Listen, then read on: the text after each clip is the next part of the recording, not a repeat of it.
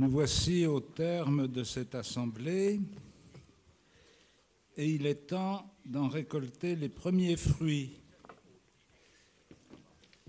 Les colloques Famille 2011 se sont conclus par une série de propositions pastorales que nous mettrons en œuvre dans nos diocèses. Mais les questions liées à la famille sont trop centrales et trop décisives pour se régler en une seule série de travaux, même de grande qualité. Elles sont au centre de tout notre dispositif pastoral puisqu'elles touchent tous les âges de la vie. Elles sont au centre des préoccupations de nos contemporains puisqu'elles touchent à la fois leur vie la plus intime et leur responsabilité sociale de parents et d'éducateurs. Elles sont surtout au centre de la révélation chrétienne pour exprimer quelque chose de la relation d'alliance entre Dieu et l'humanité. Nous savons que les attentes à l'égard de l'Église en ce domaine sont paradoxales et parfois contradictoires. Et il est d'autant plus important que notre témoignage soit clair dans sa dimension prophétique et que notre relation pastorale soit pédagogique dans l'accueil des différentes situations auxquelles nous sommes confrontés. Mais les bouleversements sociologiques qui marquent notre époque nous invitent à un investissement sérieux pour exprimer les fondements anthropologiques des orientations dont nous sommes les témoins dans une société où la référence chrétienne risque d'être perçue comme un particularisme. Nous avons pu mener ce travail à bon port pour les questions de bioéthique. Les questions liées à la conjugalité sont aussi importantes pour notre humanité et demandent aujourd'hui un fort investissement. Le groupe de travail sur la culture Internet a commencé à nous introduire dans une réflexion de fond sur un phénomène qui tient une place de plus en plus importante dans notre vie sociale. L'usage des réseaux donne à tous un sentiment de liberté par leur décentralisation et par le pouvoir accru des individus dans une forme de communication sans régulateur connu. Les deux conférences que nous avons entendues nous ont guidés dans un dédale où nous sommes souvent encore des novices. Elles ont dévoilé des substrats anthropologiques et des aperçus théologiques sur lesquels nous reviendrons au cours des prochaines assemblées. La nouvelle écriture des statuts nationaux de l'enseignement catholique appelle une participation directe des évêques à la rédaction avant qu'ils n'approuvent ces statuts et les confient aux acteurs des communautés éducatives. Nous avons pris connaissance de l'état des travaux et défini les modalités de notre participation à la phase rédactionnelle. C'est aussi une occasion pour nous pour dire notre estime et nos encouragements à tous les membres de l'enseignement catholique. Nous mesurons chaque jour combien son apport est important pour le service national de l'éducation et comment il constitue un véritable lieu de croissance humaine et chrétienne pour beaucoup de jeunes. Nous avons consacré un temps important à une réflexion sur la vie consacrée avec l'aide des représentants des religieux, des religieuses et des membres des instituts séculiers.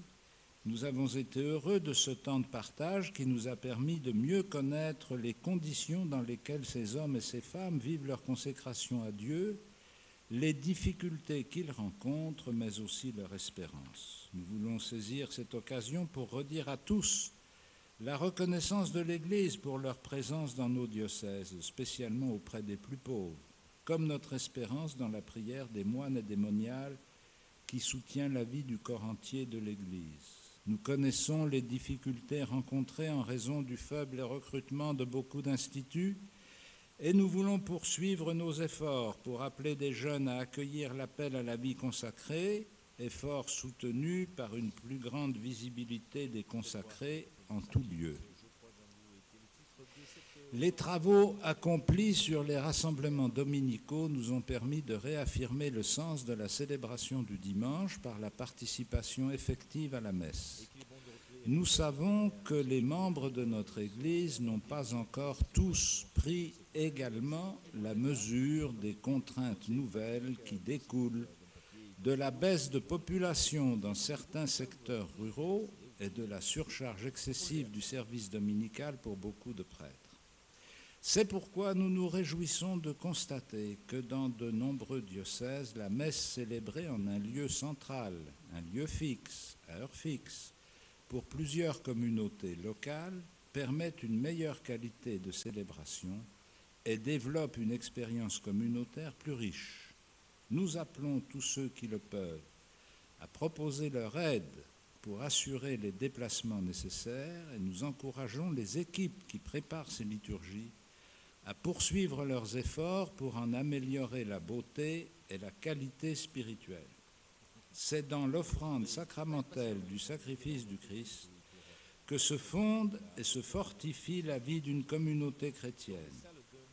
C'est par notre participation régulière à la messe du dimanche que nous exprimons notre appartenance à notre Église et que nous unissons tous les aspects de notre existence à l'amour de Dieu.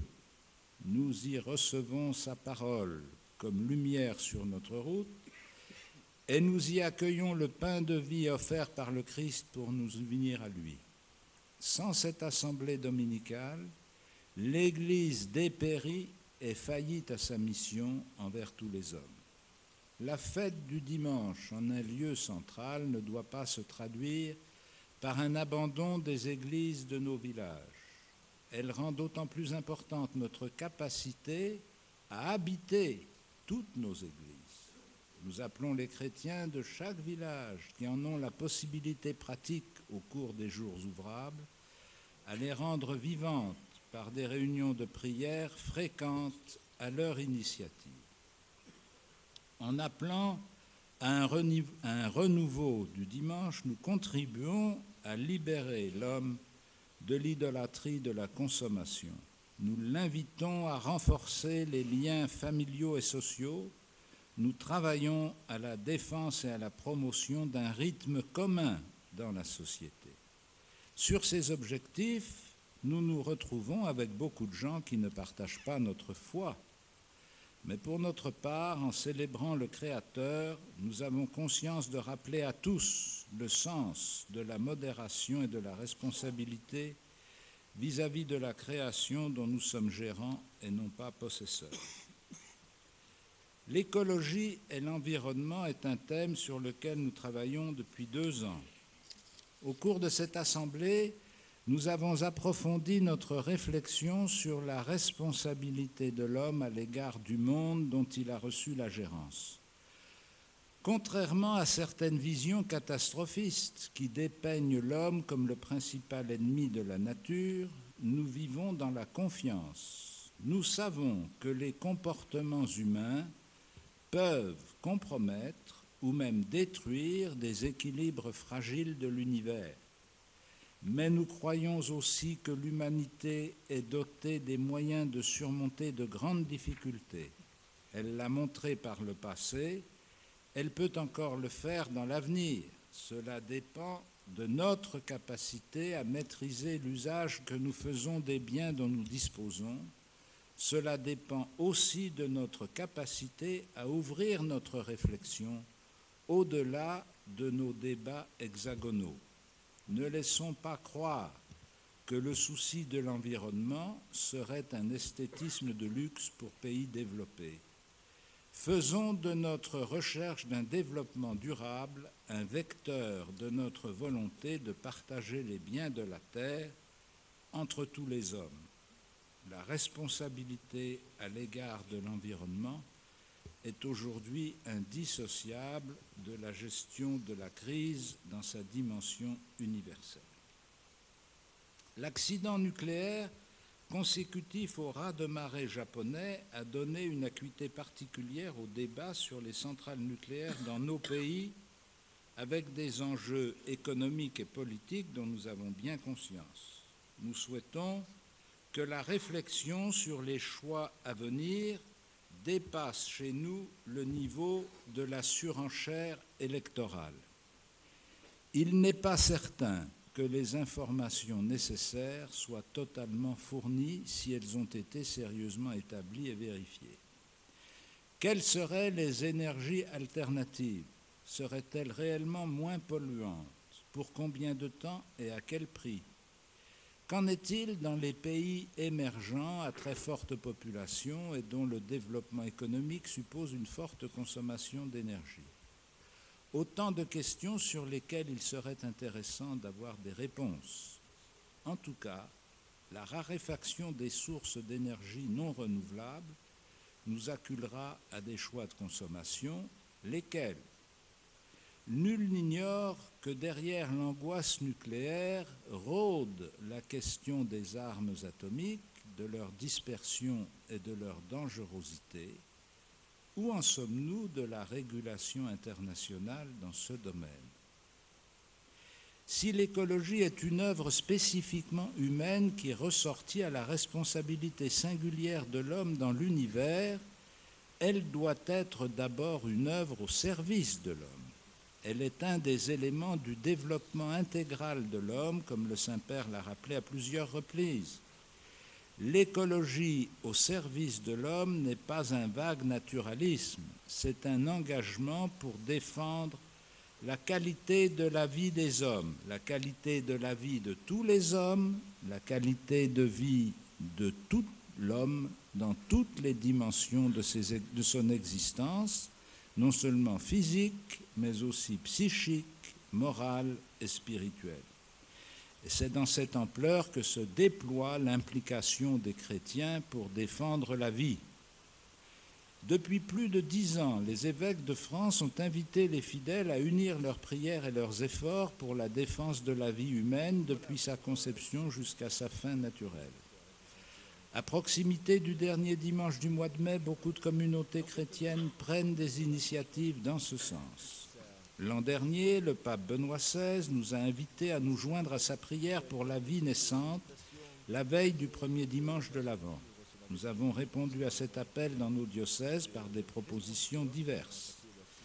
Et un certain nombre de chrétiens se joignent à des manifestations non confessionnelles comme la marche pour la vie du mois de janvier. Deux spectacles différents dans leur intention et dans leur réalisation ont suscité un vif émoi parmi les chrétiens. Nous comprenons le trouble de beaucoup devant des œuvres difficiles à interpréter. Nous devons aborder ces événements qui reviennent périodiquement sans nous laisser enfermer dans une forme de débat où l'Église se défendrait elle-même comme un groupe minoritaire dans une société pluriculturelle ou même hostile. Nous ne pouvons pas oublier qu'il y a une logique de l'incarnation spécifique à la tradition chrétienne. En Jésus, Dieu s'est livré aux mains des hommes. Notre foi au Christ nous appelle à le suivre dans la manière dont lui-même a affronté l'adversité, la violence et la haine.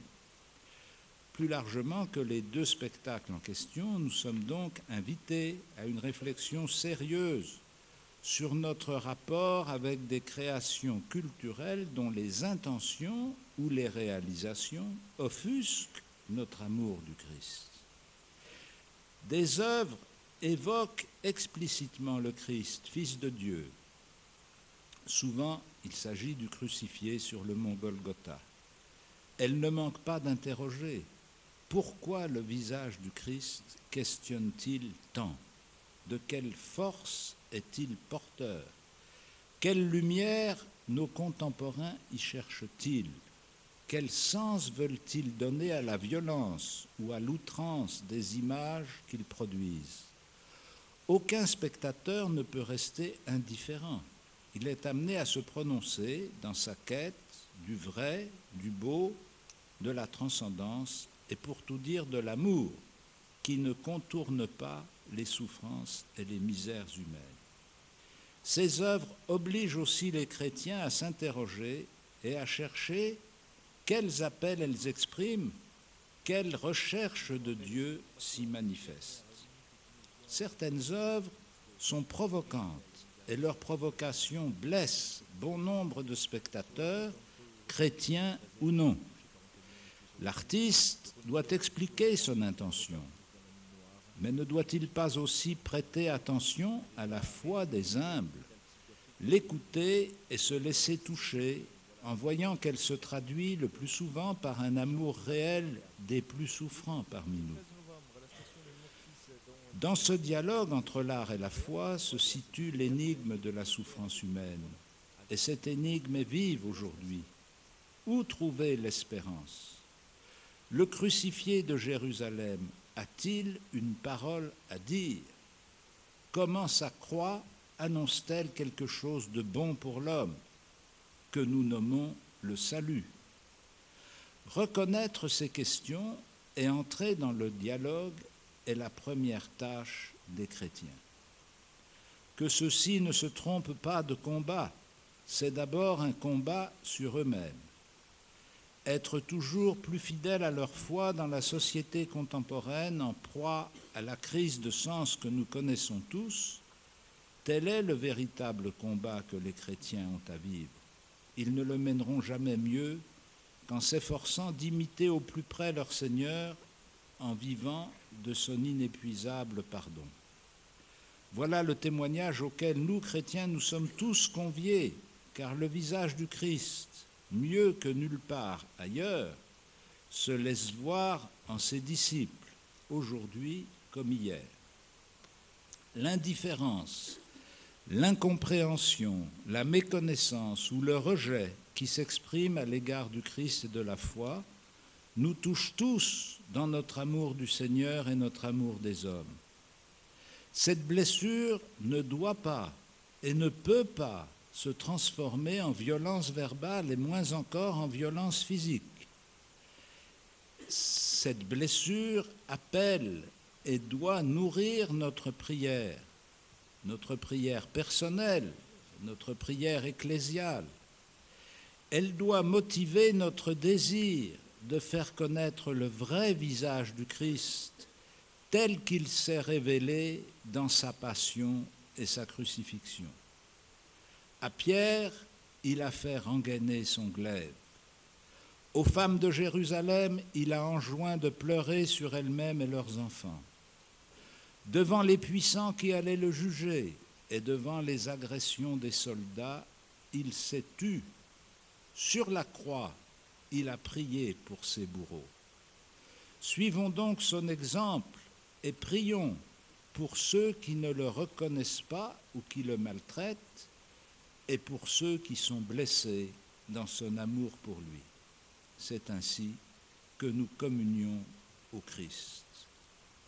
Nous allons maintenant regagner nos diocèses et retrouver nos tâches habituelles. Que ce temps fraternellement vécu ensemble soit une ressource pour notre mission. En terminant, je veux remercier tous ceux qui contribuent au bon déroulement de nos assemblées. Tout d'abord, évidemment, notre frère l'évêque de Lourdes et avec lui tous les personnels des sanctuaires dont l'accueil ne se dément jamais.